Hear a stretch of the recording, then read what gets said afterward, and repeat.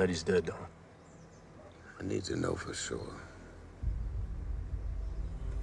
Then I'm going with you. You said you were gonna leave this life behind. We both said that we were leaving the life behind. In this kind of episode, you know, Brian becomes a dad. It kind of feels like he's growing up in a way. Yeah. As well. How do you think he's actually kind of changed over the years? I look back at it in the parallels between mine and his life. Yeah.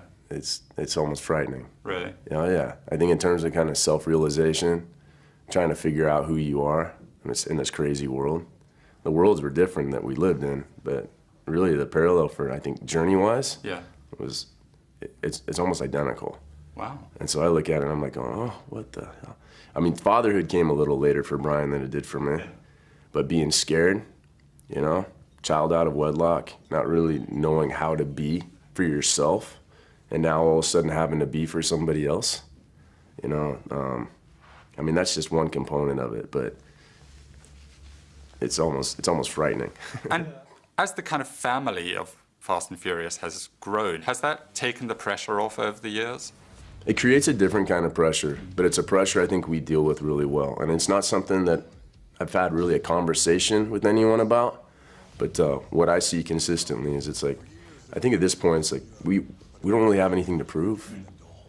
Maybe to ourselves we still have something to prove, but to each other, so we're good, right? That's a healthy work environment now.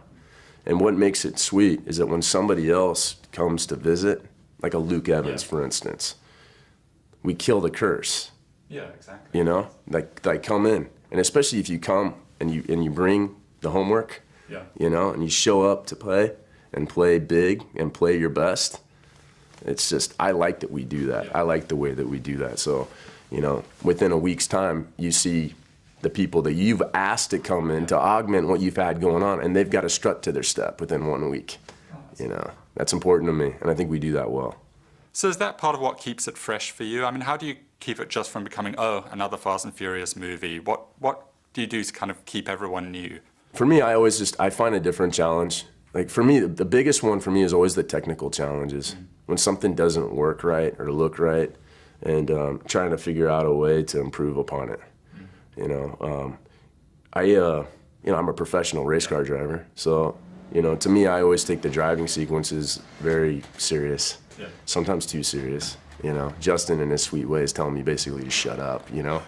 But, you know, we live in a world in this franchise where it's like, it's hyper reality, and maintaining that balance, I think, it's critical, because I think in my mind, I'm one of those ones where it's like I want what's real all the time. But what's real all the time just isn't always that dynamic.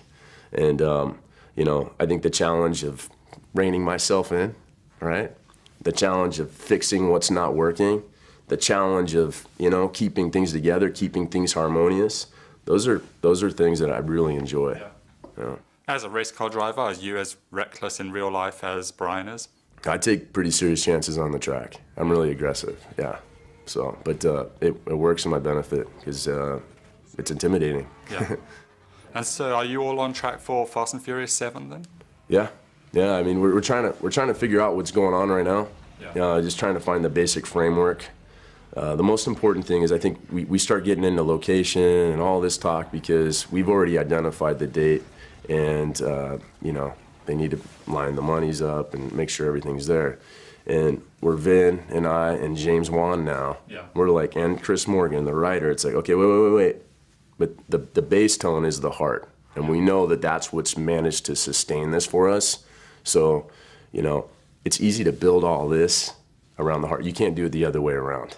Identify the heart, find the pulse, maintain the pulse, and then throw, you know, fireworks on top of it.